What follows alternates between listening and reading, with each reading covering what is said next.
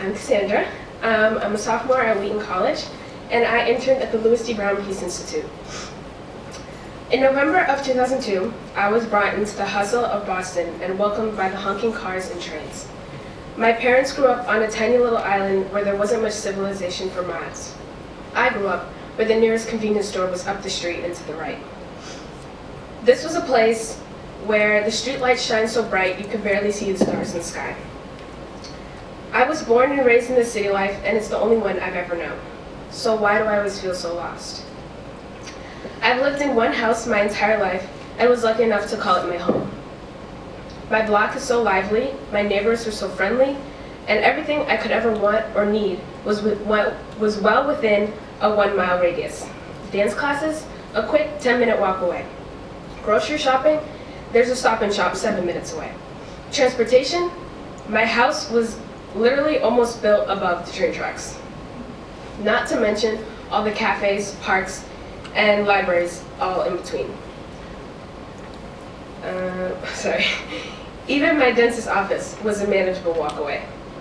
I was centered around this perfect little bubble, and I never, ever wanted to leave.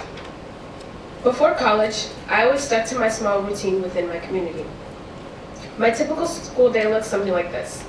A 45-minute bus ride out to school, come back in time for dance class, finally coming home late at night and doing it all over again. On the weekends, my friends and I would explore downtown Boston for about the millionth time because it was so easily accessible. Because it was so close, the Orange Line became the only train that I ever relied on. If you needed me to be somewhere, there was no hesitation to get on that train and walk the rest of the way if necessary. I was so comfortable within my shelled routine that it felt like I barely even knew Boston. I claimed the city as my own for so many years, yet I barely understood how to take the bus. It wasn't until I started semester in the city that I felt like I was a true Bostonian. Having less access to a car plus the unlimited bus pass forced me to do the exploring I should have done years ago. Not to mention the free cardio workout I get walking everywhere. They constantly encouraged us to utilize the semester as a time to immerse ourselves in the city life. And I made it my mission to do exactly that and to the best of my ability.